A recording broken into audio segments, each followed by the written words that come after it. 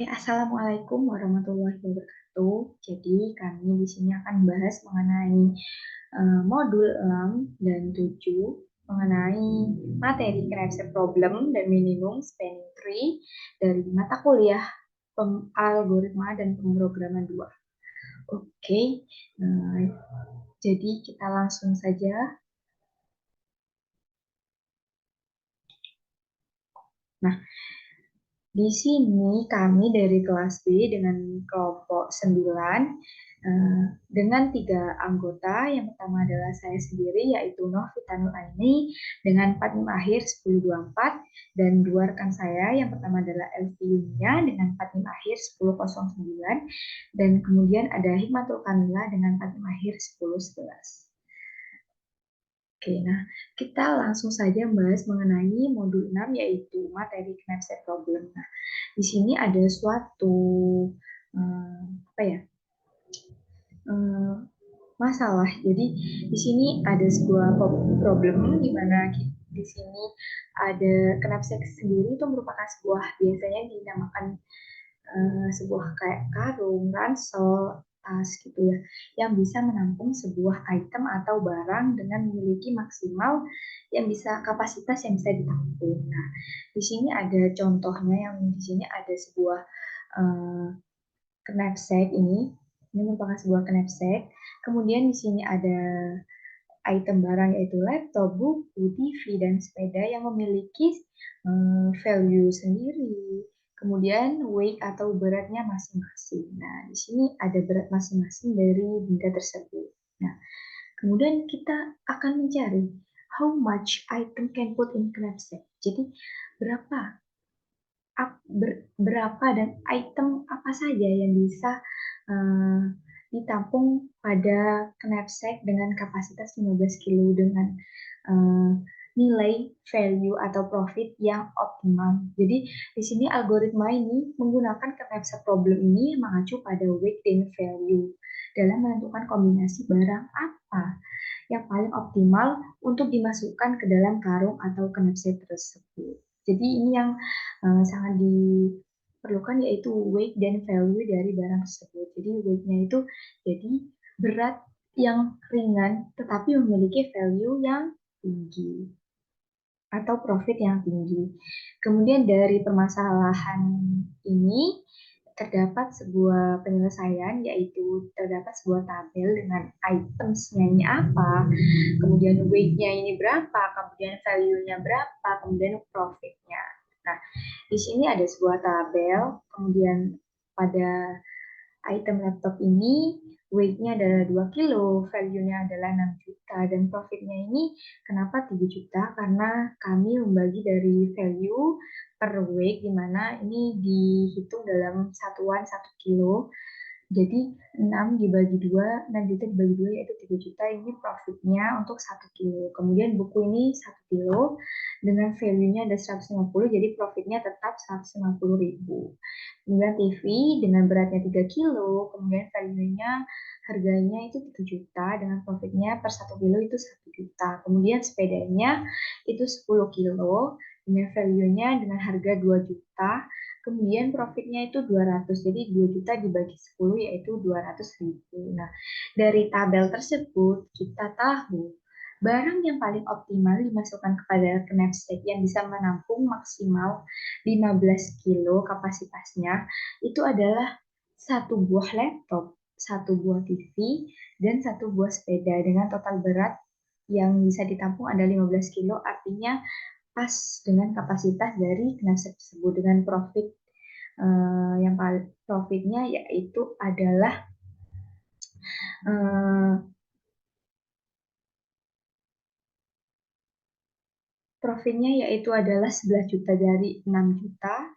Kita menghitung dari value-nya yaitu 6 juta, kemudian ditambah 3 juta, kemudian tambah 2 juta, berarti adalah 11 juta. Jadi dari permasalahan tersebut, jadi yang bisa menampung maksimal kapasitas 15 kilo ini adalah satu buah laptop, kemudian satu buah TV, dan satu buah sepeda dengan profitnya yaitu 11 juta.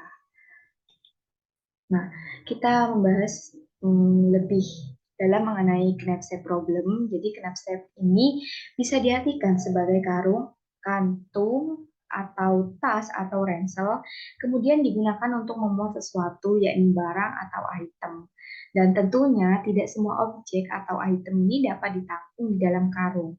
Karung tersebut hanya dapat menyimpan beberapa objek dengan total ukurannya weight lebih kecil atau sama dengan ukuran kapasitas karung. Jadi tidak boleh melebihi kapasitas karung karena akan kelebihan muatan dan itu tidak diperbolehkan. Kemudian setiap objek itu tidak harus kita masukkan seluruhnya, tetapi bisa juga sebagian saja. Jadi misalnya kita mempunyai sebuah minuman dan itu kayak dalam beberapa botol dalam satu kardus. Nah, itu kita dalam sebuah metode dalam jenis knapsack ini ada yang bisa mengambil setengah dari bagian tersebut. Kemudian setiap objek ini mempunyai nilai keuntungan atau yang disebut dengan profit. Nah, profit ini pada knapsack problem ini di diambil profit yang paling tinggi. Tujuannya ingin mendapatkan profit yang maksimal. Nah, tetapi belum tentu menggunakan banyak objek yang masuk akan menguntungkan. Bisa saja hal yang sebaliknya terjadi. Jadi, cara yang terbaik untuk agar menguntungkan yaitu tidak hanya melihat dari hasilnya yang optimal, tetapi juga banyaknya langkah yang dibutuhkan. Nah, di sini ada 3 jenis knapsack problem. Yang pertama adalah 0/1 knapsack problem, kemudian yang kedua bound knapsack problem, dan yang ketiga unbounded knapsack problem. Nah, apa sih itu yang jadi kita bahas satu-satu. Jadi yang pertama adalah 0/1 knapsack problem, 0 atau 1. Jadi pada ini membatasi jumlah item yaitu 0 atau 1, di mana hanya terdapat satu buah dari setiap barang atau item yang ada dan memiliki weight dan value bersama dengan kapasitas berat maksimum knapsack tersebut. Jadi hanya satu barang dalam setiap jenis barang tersebut. Biasanya item itu tidak bisa diambil fraksinya, alias barang harus tetap utuh diambil. Uh, jadi pilihannya itu hanya ada dua. Yang pertama, satu jika barangnya itu diambil, dan 0 jika barang itu tidak diambil. Dan dari barang tersebut yang diambil itu tidak boleh melebihi kapasitas maksimum knapsack itu sendiri. Kemudian yang kedua adalah bounded knapsack problem, di mana membatasi jumlah item dengan jumlah tertentu. Artinya tidak hanya ada satu dari setiap item, tetapi ada batasan juga dalam setiap jenis item yang dimasukkan. Bisa lebih dari satu buah selama jumlah barangnya tersedia dan tidak melebihi kapasitas maksimum knapsack itu sendiri. Kemudian yang ketiga, ini unbounded knapsack problem. Jadi tidak ada batasan apapun. Maksudnya yaitu menempatkan batas atas pada jumlah salinan setiap jenis item dengan batasan pada item adalah bilangan bulat non-negatif.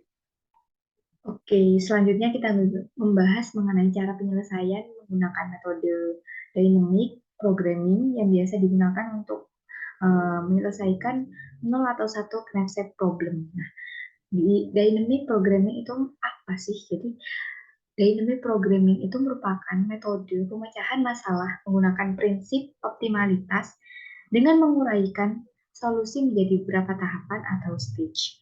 Sedemikian, sehingga solusinya itu dapat dipandang dari serangkaian keputusan yang saling berkaitan. Perbedaannya dengan pemrograman linier, yaitu banyaknya cara atau langkah untuk menyampaikan suatu fungsi tujuan. Bedanya di mana? Jadi, programan linear ini hanya memiliki satu cara, sedangkan pemrograman dinamik memiliki beberapa cara dalam mencapai fungsi tujuan. Pemrograman dinamik tidak memiliki rumusan yang baku karena setiap problem membutuhkan rumusan tertentu sesuai dengan situasi yang sifatnya individual. Sudah ada lihat di sini ada contoh tabel dalam menyelesaikan sebuah knapsack problem 0 atau 1, di mana ini terdapat sebuah kapasitas dari knapsack tersebut, yaitu kapasitasnya ini adalah maks beratnya yaitu 7. Nah, di sini ada tabel di sini 0 sampai 7 ini menyebutkan dari kapasitas dari knapsack tersebut. Jadi dimulai dari 0 sampai 7. Kemudian ada value sama weight dari setiap item, di mana ada 4 item, dimulai dari berat 0 sampai 5, dan value-nya ini dari 0 sampai ada 1, 4, 5, 7, begitu. Jadi bagaimana kita menentukan profit tertinggi dalam kapasitas 7 ini.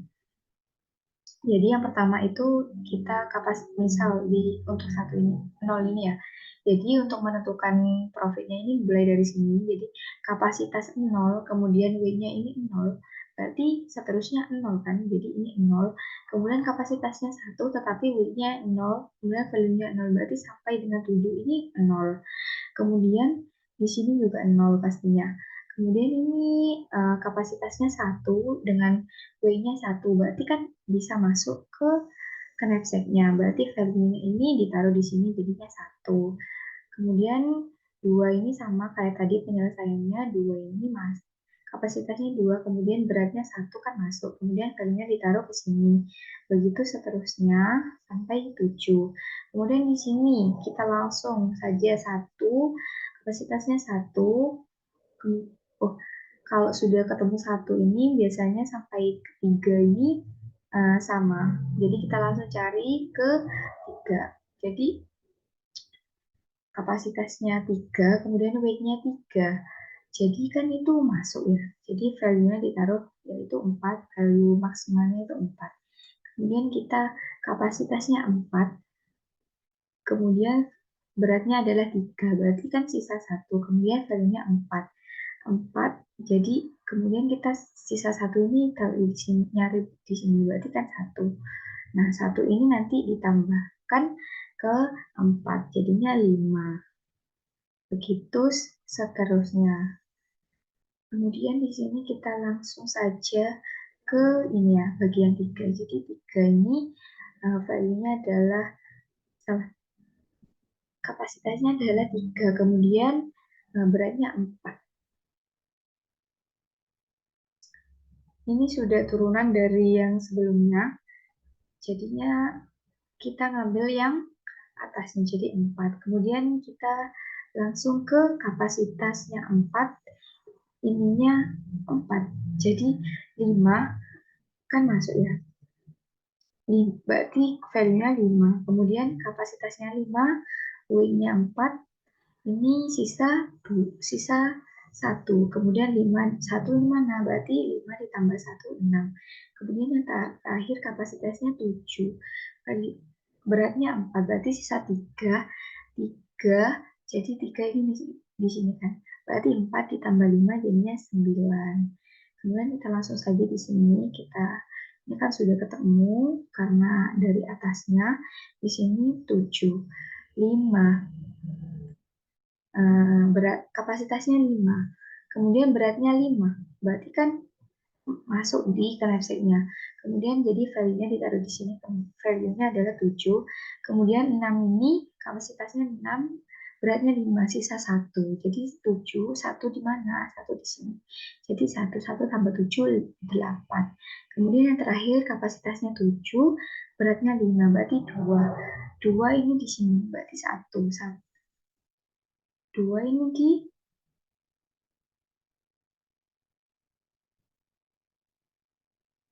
di sini 1, berarti kan misalnya tadi ada 7 ditambah 2 itu. Jadi 9. Jadi di sini profitnya yang dihasilkan dari menggunakan metode dynamic programming untuk menyelesaikan 0 atau 1 knapsack problem adalah uh, profit yang paling tinggi atau paling banyak adalah 9 untuk knapsack kapasitasnya 7. Jadi selanjutnya ya ada yang kedua, yaitu menyelesaikan fractional knapsack problem menggunakan metode algoritma greedy. Nah, di sini ada 3 tahapan. Yang pertama adalah greedy by profit, kemudian greedy by weight, kemudian greedy by density. Yang kita bahas satu-satu. Yang pertama greedy by profit. Sudah kita tahu profit maksudnya kita mementingkan profit. Jadi strategi ini mencoba memaksimalkan profit dengan memilih item yang profitnya tinggi. Caranya yaitu mengurutkan item berdasarkan profit yang paling tinggi yang dapat ditampung oleh knapsack, kemudian diambil satu persatu sampai knapsack itu penuh. Nah, acuan dengan acuannya itu kapasitas knapsacknya adalah 15 dengan profitnya ini, dan itemnya ini urut jadi 1, 2, 3, 4, 5, 6, 7, ada 7 item. Begitu. Untuk cara mengurutkan profit tertinggi, jadi kita menentukan profit tertinggi dulu. Jadi profit tertinggi adalah 15 kan. Berarti ini ada ke item ketiga, benar kan? Item ketiga, kemudian yang kedua ada 10, berarti ini kan item kedua. Nah, di sini. Nah, di sini caranya yaitu sudah kita urutkan sesuai dengan profit yang paling tinggi, kemudian kita remaining weight dari kapasitas yang kapasitas maksimal dari knapsack. Kemudian ini 15 dikurangi weight-nya ini 10 sampai kita menemukan 0, di mana jumlah total profit dari tahap ini yaitu 47,25. Kemudian tahap selanjutnya. Nah, tahap selanjutnya yaitu menentukan dengan menggunakan weight atau berat yang paling ringan. Nah, di sini strategi ini mencoba memaksimalkan keuntungan dengan memasukkan sebanyak mungkin item yang memiliki berat paling ringan. Yang tadi kan profit yang paling tinggi, tetapi di sini kita fokusnya potongannya berat paling ringan yang dapat ditampung oleh knapsack. Nah, di sini kita sudah tahu acuannya kan sama kayak tadi, di mana kita menentukan objek yang pertama yaitu W yang paling rendah adalah ini 1. Berarti ini kan item ke 1. Nah, kita cari profit yang tinggi dulu, berarti item ke 5. Meskipun ini 1 sama 5 ini sama weight-nya, tapi kita mencari profit yang tinggi. Berarti objek itemnya ke 5 dulu ditaruh, kemudian 1, kemudian di mana yang paling ini kan 2 yang paling kecil, berarti ini ke item ke-7. Begitu seterusnya sampai bertemu kayak ini. Nah, caranya sama kayak tadi. Jadi, di remaining weight, jadi 15 kapasitasnya ini dikurangi 1, kemudian 14, hingga ini weight-nya ini jadi 0. Kemudian kita mentotalkan profitnya yaitu ada 46. Kemudian terakhir ada tahap greedy by density, di mana caranya yaitu mencari nilai profit per unit dibagi density dari tiap-tiap item. Kemudian item diurutkan berdasarkan maksimal density-nya. Kemudian objek-objek yang dapat ditampung oleh knapsack diambil satu persatu. Nah, sama acuannya pada tabel ini dengan kapasitas knapsack-nya 7. Nah, di sini kita membagi terlebih dahulu jadi 5 per 1 jadinya 5 profit per unit. Jadi 10 bagi 3 adalah 3,3 dibulatkan. Kemudian 15 bagi 5 yaitu 3 sampai seterusnya. Nah, kita mencari profit yang paling tinggi terlebih dahulu. Jadi ini kan profit yang paling tinggi ada di objek nomor 5. Kemudian yang kedua ada ini objek ke-1. Kemudian objek kedua itu seterusnya. Nah, kita bisa tahu total profit dari ini adalah 51. Nah, bagaimana cara pada tahap greedy ini profit yang paling tinggi itu merupakan hasil akhir yang menjadi profit yang paling tinggi untuk kapasitas knapsack yang bisa ditampung yaitu 15. Jadi total profit paling banyak yang didapatkan dengan kapasitas maksimum knapsack 15 adalah sebesar 51. Sudah kita ketahui ya bahwa profit yang paling besar kalau menggunakan metode ini itu diambil dari profit yang paling besar yaitu 51 meskipun ada 3 tahapan. Oke, selanjutnya akan dibahas oleh teman saya. Baik, untuk contoh soal knapsack, di sini saya Elvi Yunia dengan NIM akhir 1009 akan menjelaskan untuk contoh soal knapsack. Di sebelumnya tadi sudah dijelaskan bahwa terdapat contoh soal juga tentang value sebuah ada 4 barang, yaitu laptop, buku, TV, dan sepeda. Di sini untuk laptopnya terdapat value 6 juta dengan berat 2 kilo. Untuk buku memiliki nilai atau value 150.000 dengan berat weight 1 kilogram dan TV ada value 3 juta dan weight-nya 3 kilo. Sedangkan untuk value sepeda ada 2 juta dan beratnya 10 kilo. Dan di sini uh, barang apa saja yang memungkinkan untuk dimasukkan ke dalam karung bila karung memiliki kapasitas maksimal 15 kilogram. Jadi tadi kan sudah disebutkan oleh teman saya bahwa uh, terdapat 3 barang yang memungkinkan, yaitu laptop, TV, dan sepeda. Nah, bagaimana cara penyelesaiannya? Di sini saya akan membahas tentang penyelesaian menggunakan code program Python. Nah, di sini saya membuat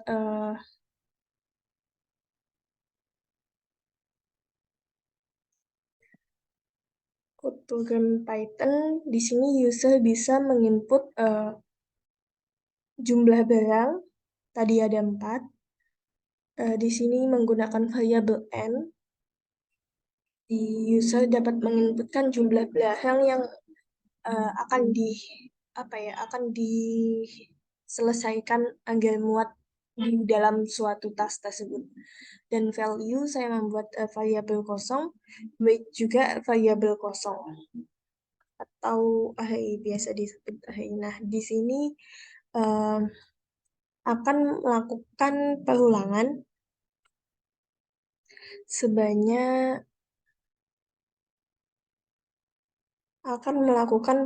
sebanyak n kali. Jadi di sini value juga merupakan inputan.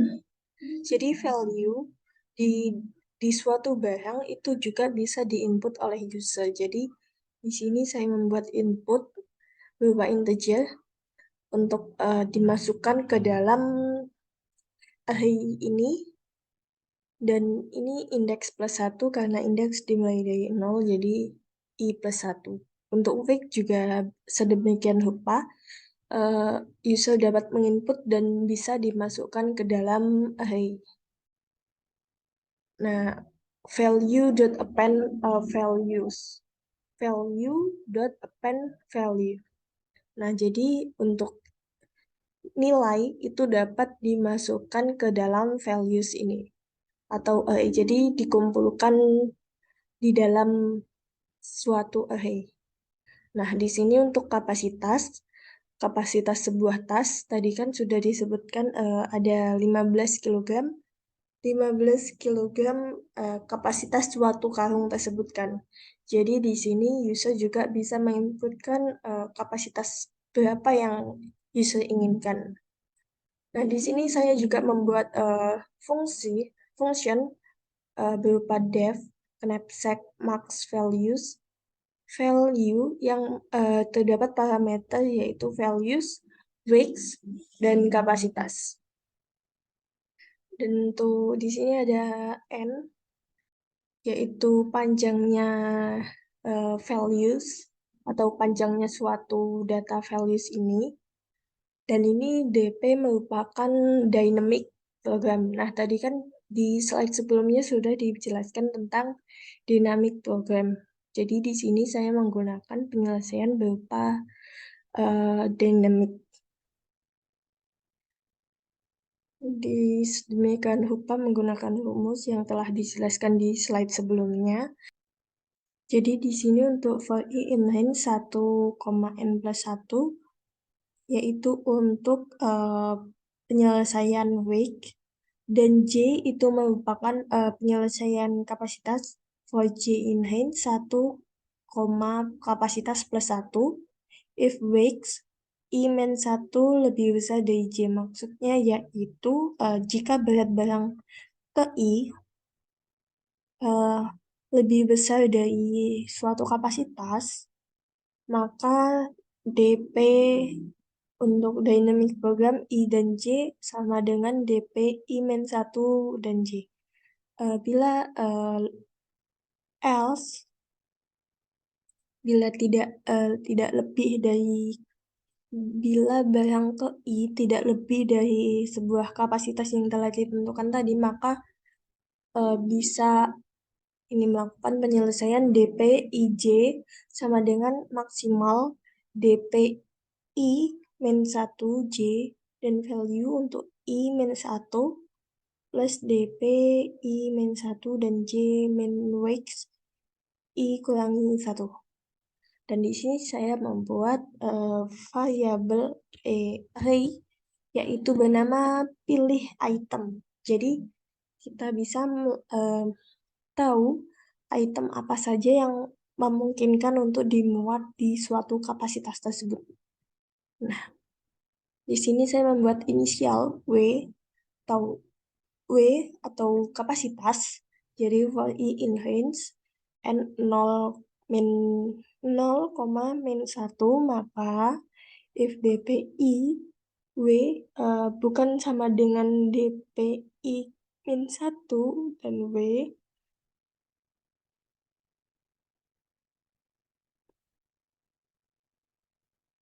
maka pilih item dan append I min 1 dan W kurang dari sama dengan W I min 1 dan akan mereturn ke pilihan item. Jadi di sini untuk pilih item sama dengan knapsack max value dengan parameter values weight dan kapasitas tadi, maka akan mengepingkan sebuah fungsi barang yang muat dalam karung dengan kapasitas maksimum dengan variabel kapasitas kilogram titik 2. Jadi di situ di sini akan muncul ya seperti biasa akan muncul di terminalnya. Jadi for item in pilih item print fungsi barang ke item tersebut. Jadi akan disebutkan barang keberapa yang memungkinkan muat dalam suatu wadah tersebut atau tas tersebut. Nah, di sini ada hasil penyelesaiannya. Jadi untuk hasil penyelesaiannya yaitu user dapat menginputkan jumlah tadi kan. Jumlahnya di sini saya menggunakan 4 yang sesuai dengan soal tadi. Untuk barang satunya yaitu ada laptop dengan harga 6 juta dengan berat 2 kilo. Ada buku seharga 150.000 dengan berat 1 kilo. Dan ada TV dengan harga 3 juta dan berat 3 kilo. Dan ada sepeda dengan harga 2 juta dengan berat 10 kilo. Dan di sini user juga dapat menginputkan kapasitas suatu tas. Dan tadi sudah disebutkan bahwa tas tersebut bisa menampung maksimal 15 kilo kapasitasnya. Jadi di sini akan memunculkan hasilnya. Ya, jadi sudah terbukti bahwa penyelesaian menggunakan dynamic program tersebut sudah benar. Dan untuk materi selanjutnya akan dijelaskan oleh rekan saya. Baik, selanjutnya saya akan menjelaskan minimum spanning tree. Nah, apa sih minimum spanning tree? Minimum spanning tree itu merupakan spanning tree dengan panjang minimum dalam suatu jaringan. Nah, spanning tree ini inisial lainnya yaitu pohon merentang, di mana graf yang diperolehnya itu dengan cara memutuskan sirkuit dengan cara menghilangkan beberapa sisi di dalam graf awalnya tanpa mengurangi jumlah simpulnya. Nah, semisal ini ada G1. Nah, G1 ini bukan merupakan minimum spanning tree karena di sini semua sisinya itu terhubung. Di sini bisa di sini untuk mendapatkan minimum spanning tree kita bisa memecahnya dengan cara seperti ini. Ada yang di sebelah kanan ini. Kemudian seperti di bawah ini tanpa mengurangi jumlah sisinya. Next. Nah, di sini minimum spending tree itu dapat diterapkan di dalam kehidupan sehari-hari. Nah, untuk apa aja sih? Di dalam kehidupan sehari-hari itu bisa jadi itu buat alur kereta api yang menghubungkan sejumlah kota, kemudian untuk jaringan pipa air di rumah-rumah seperti pada gambar ini, kemudian juga ada pipa gas dan juga kabel listrik. Nah, untuk syarat mencari minimum spanning tree ini ada 4. Yang pertama yaitu graf harus terhubung, kemudian ruasnya ini harus mempunyai bobot, yang ketiga itu graf tidak berarah, dan yang keempat yaitu tidak membentuk sirkuit atau circle atau sirkuit atau siklus. Next. Nah, minimum spanning tree ini mempunyai 2 cara penyelesaian. Yang pertama ada Kruskal dan yang kedua ada Prince. Kruskal ini data yang diurutkan itu berdasarkan sisi dengan bobot terkecil dari yang terkecil ke terbesar. Nah, urutan bobot ini nantinya akan menjadi penentu sisi yang terpilih. Nah, sisi dengan bobot yang sama itu bisa terpilih dengan syarat tidak terjadi siklus di antara sisi yang terpilih tersebut. Nah, yang kedua yaitu ada algoritma Prims. Algoritma Prims ini adalah proses pencarian pohon merentang minimum dengan cara mengambil sisi atau ruas garis dengan cara bobot terkecil pada setiap graf, yang mana setiap ruas itu bersisian dengan pohon merenteng minimum dan tidak membentuk sirkuit. Next, nah, di sini ada penyelesaian dari 2 cara tersebut. Yang pertama, kita bisa menggunakan Kruskal, di mana langkah-langkahnya yaitu urutkan semua sisi yang terkecil ke terbesar. Yang kedua, pilih tepi terkecil. Periksa apakah itu membentuk siklus dengan pohon yang rentang terbentuk sejauh ini. Nah, jika siklus itu tidak terbentuk, sertakan sisi ini. Lainnya itu buang saja. Untuk langkah yang ketiga yaitu ulangi hingga ada V-1 di tepi spanning tree. Nah, di sini semisal ada contoh suruh menyelesaikan spanning tree pada gambar di bawah ini. Nah, di sini untuk memudahkan kita dalam mencarinya, kita bisa mengurutkan dengan cara membuat tabel seperti di bawah ini. Kita bisa dimulai dari 0 ke 1, sisi 01 atau 12 seperti itu hingga semuanya itu keisi.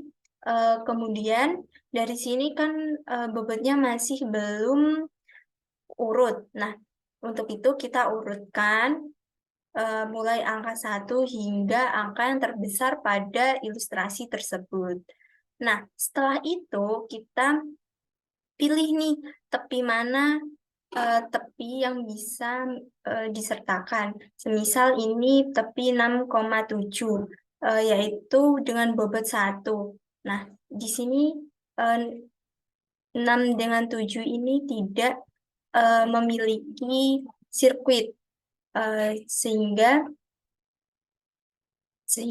ini bisa disertakan. Untuk langkah yang kedua yaitu 2 dengan 8. Nah, 7 dengan 6, kemudian 2 dengan 8 ini juga tidak ada siklus yang terbentuk, jadi bisa disertakan. Nah, untuk langkah ketiga juga untuk 6. Nah, di sini kita menggabungkan dari 7, 6 tadi, itu kita tulis hingga yang terakhir. Nah, di sini kita bisa mengulang langkah tersebut hingga langkah yang ke-8, yaitu ada 0 dengan 1, kemudian 0 dengan 8, 2 dengan 3, 2 dengan 8, eh,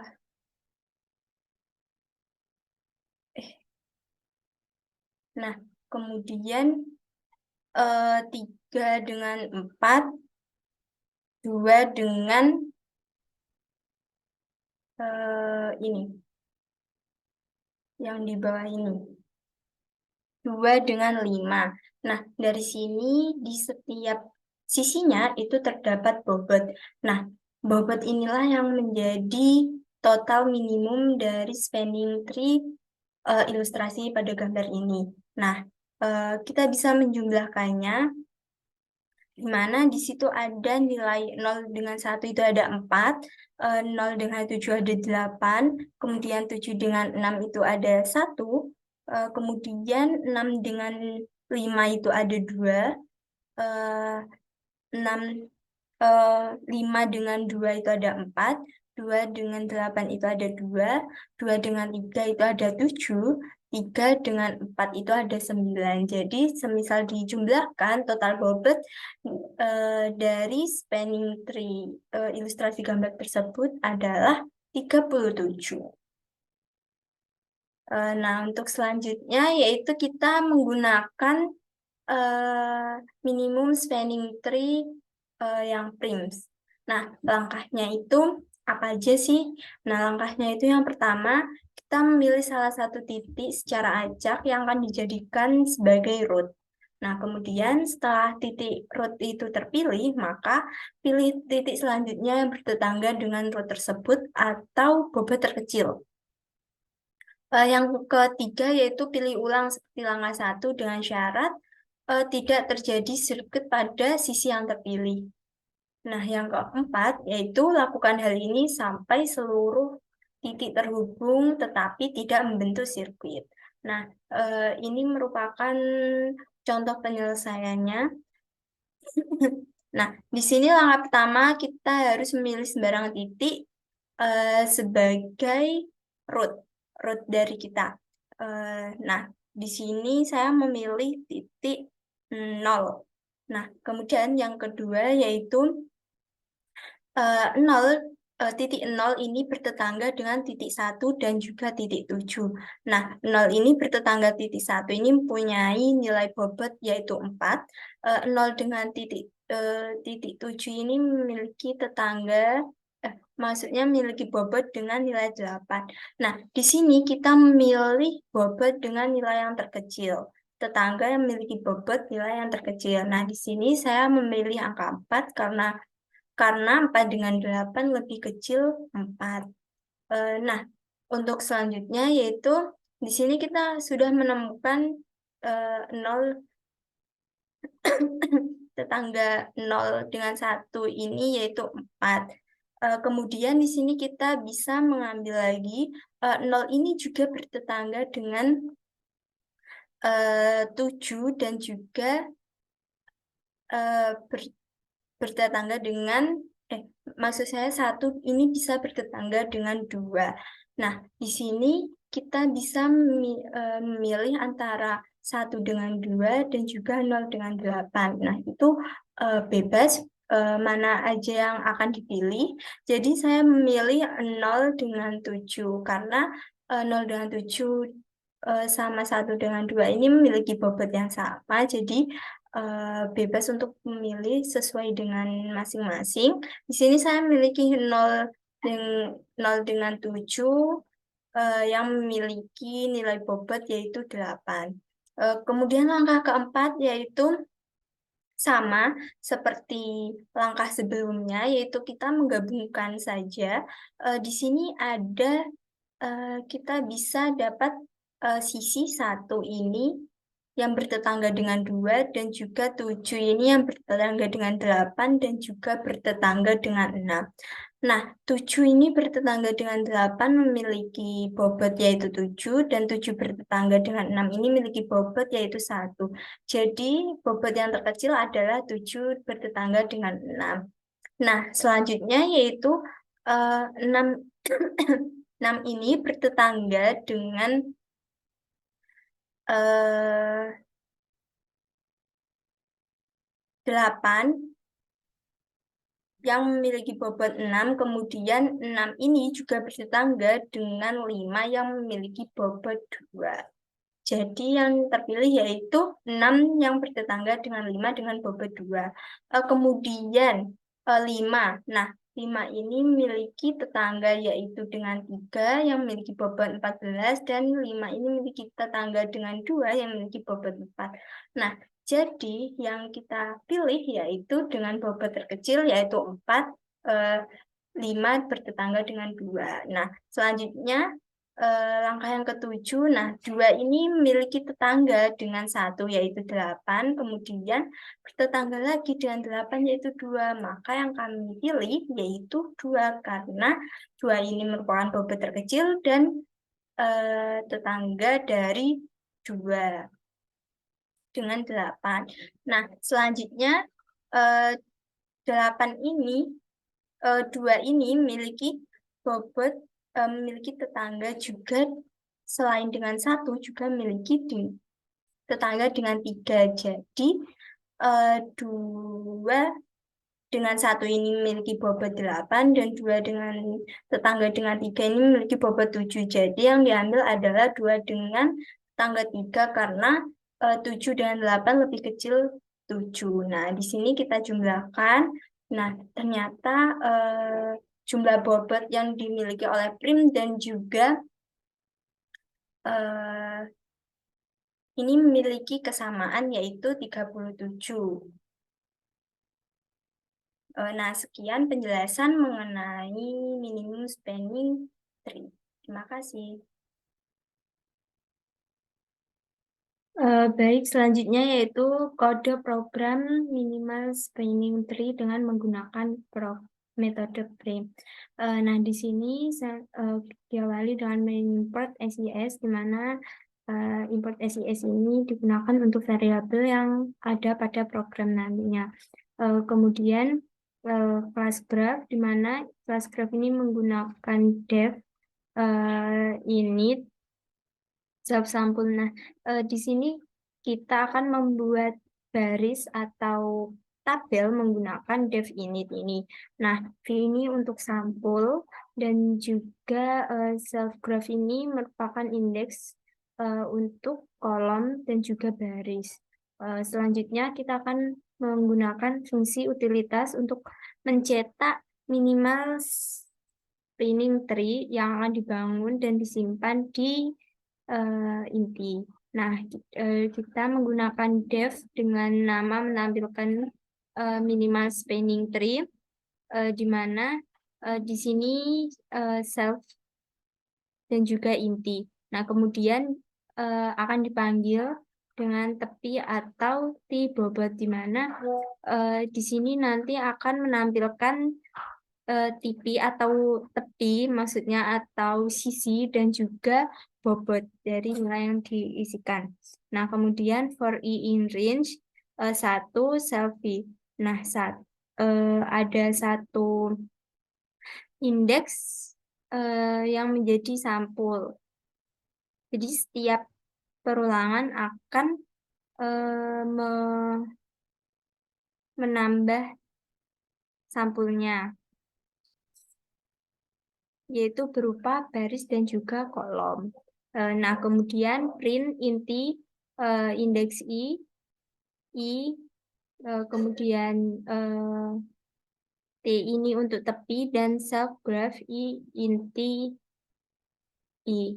Nah, setelah itu kita menggunakan fungsi utilitas untuk menemukan simpul nilai jarak minimum. Di sini dari himpunan simpul kita menentukan simpul nilai dari jarak minimum ini dari himpunan simpul. Nah, tapi belum termasuk dalam pohon jalur terpendek,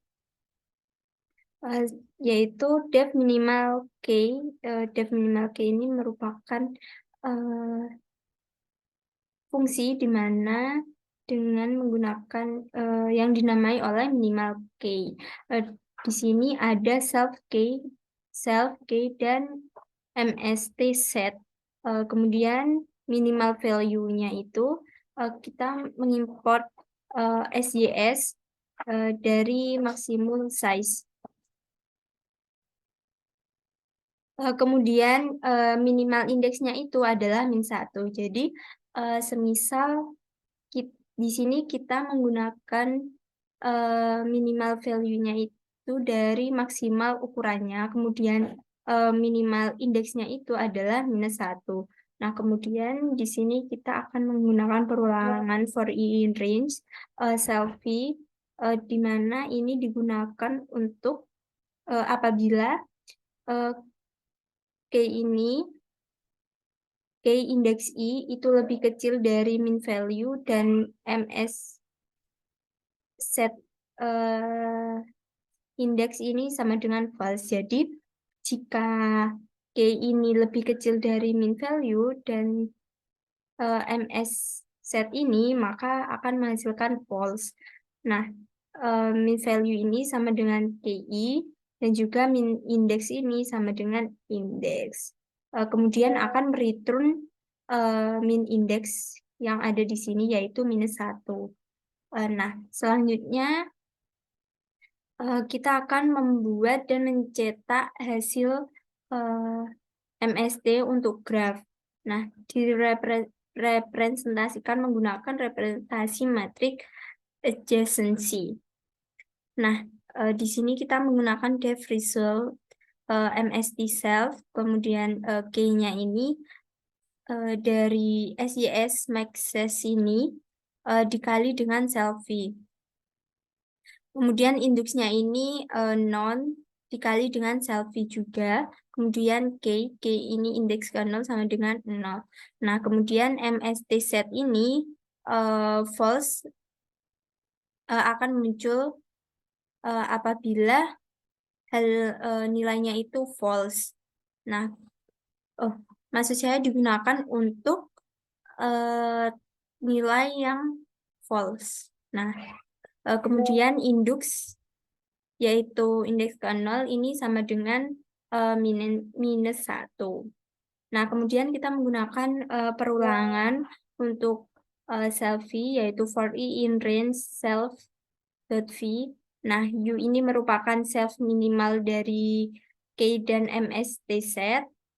MST U ini indeks ke U sama dengan true apabila for V in range ini adalah self V. Nah, apabila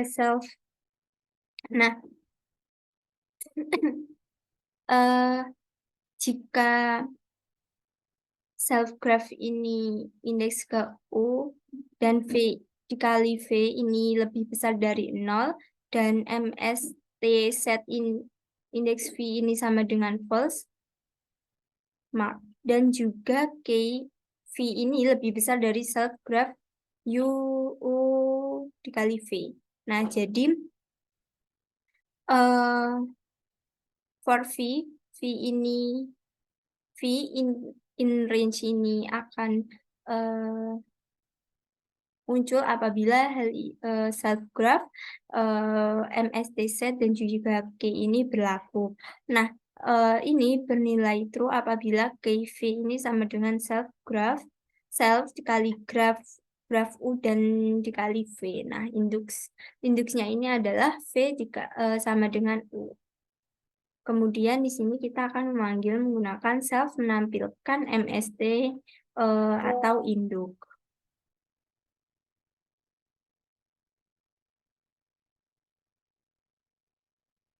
Next, nah contoh kita memasukkan grafnya ini sebanyak 5. Nah, G graf ini merupakan barisnya yaitu ada 0, 2, 0, 6, 0, 2, 0, 3, 8, 5, 0, 3, 0, 0, 7, 6, 8, 0, 0, 9, 0, 5, 7, 9, 0. Nah, di sini kita akan ini adalah inputan kita. Nah, output yang didapat dari menginputkan ini tadi yaitu tepinya itu didapat yaitu 0, 1, 1 dengan bobot 2, kemudian 1, 2 ini dengan memiliki bobot 3, 0,3 ini memiliki bobot 6 dan 1,4 ini memiliki bobot 5. Jadi pada graf 5 ini